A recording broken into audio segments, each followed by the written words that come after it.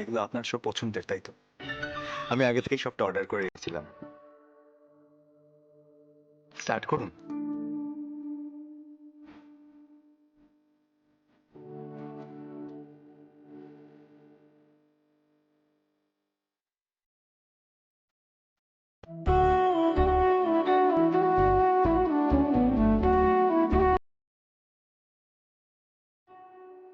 দারুণ খেতে এটা।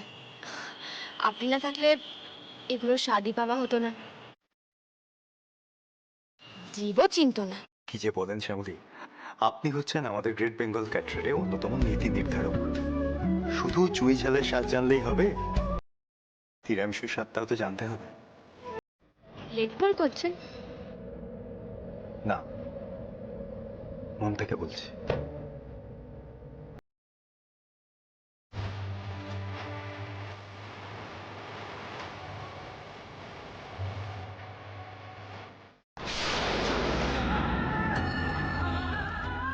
আমাদের মধ্যে আর নতুন করে কিচ্ছু শুরু হওয়ার নেই।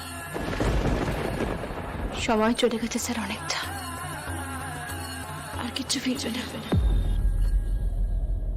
আর কিচ্ছু হওয়ার নেই।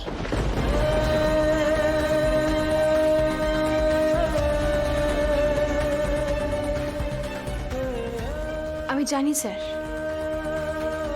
আপনার আজকের এই আমার কাছে ফিরে আসতে চাওয়াটা খুব মন থেকে চাওয়া। এর মধ্যে কোনো খাদ নেই, কিন্তু তারপরেও আমি আপনার কাছে ফিরতে পারবো না বা আপনাকে জায়গা দিতে পারবো না। তার জন্য আমি আপনার কাছে ক্ষমা চাইছি স্যার। আমায় মাফ করবেন।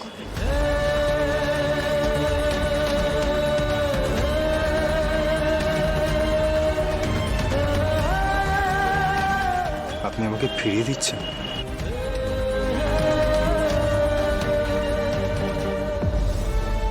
সময় অনেকটা বয়ে গেছে, আমিও তার আগের শ্যামলী নেই।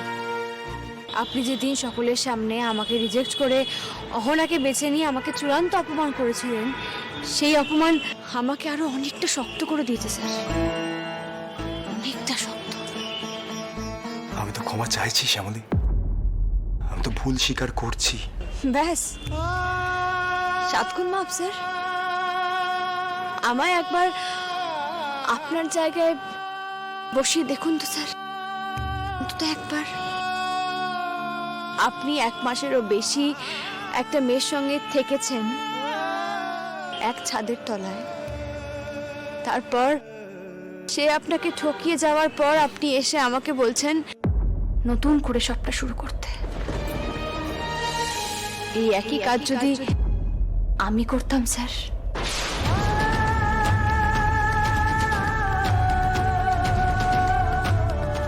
এই সমাজ মানতো আমায়? না স্যার।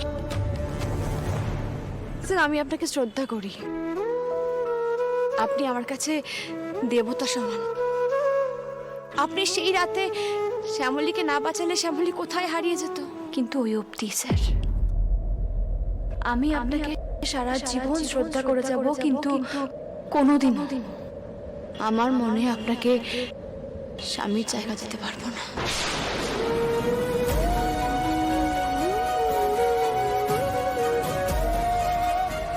স্যার, একদিন আপনি আমাকে বলেছিলেন না,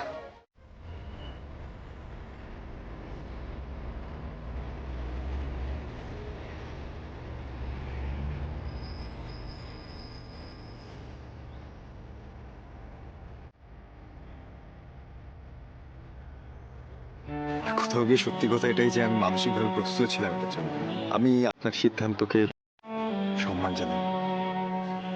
আপনি মানসিকভাবে প্রস্তুত ছিলেন স্যার, মানে এক প্রকার আশাই করে নিয়েছিলেন যে আমি আপনাকে ফিরিয়ে দেব। তাই ইগোর পাহাড় ঠেলে ওই সরি আর ফিরে আসার কথাটুকু বলতে পেরেছিলেন, তার বেশি কিছু না। এটুকু না বললে নিজের বিবেকের কাছে পরিষ্কার হতে পারছিলেন না, তাই না? এই বলে দিলেন, আমি না করে দিলাম, আর কিচ্ছু বলার নেই আপনার। আপনি বোধহয় রেহাই পেয়েছেন, নিশ্চিন্ত হয়েছেন? না হলে তো অন্তত আর একবার বলতেন। এত সহজে তো সবটা মেনে নিতেন না স্যার। আপনি আমাকে ফিরিয়ে দিলেন শ্যামলী। এত ইগো আপনার, আজও বুঝতে পারলেন না আমাকে। আরে আমার মতো মানুষ যে জোর দেখিয়ে ছিনিয়ে ভালোবাসা দাবি করতে পারে না, সেটাই বুঝতে পারলেন না। কনফিউজ হয়ে গিয়ে নেওয়া একটা ভুল সিদ্ধান্তকেই এত বড় করে দেখলেন। ঠিক আছে স্যার, দিলাম আপনাকে রেহাই। শুধুমাত্র অনুতাপের জন্য শ্যামলীর ভার নিতে হবে না আপনাকে। ঠিক আছে শ্যামলী, ভালো থাকুন, শান্তিতে থাকুন।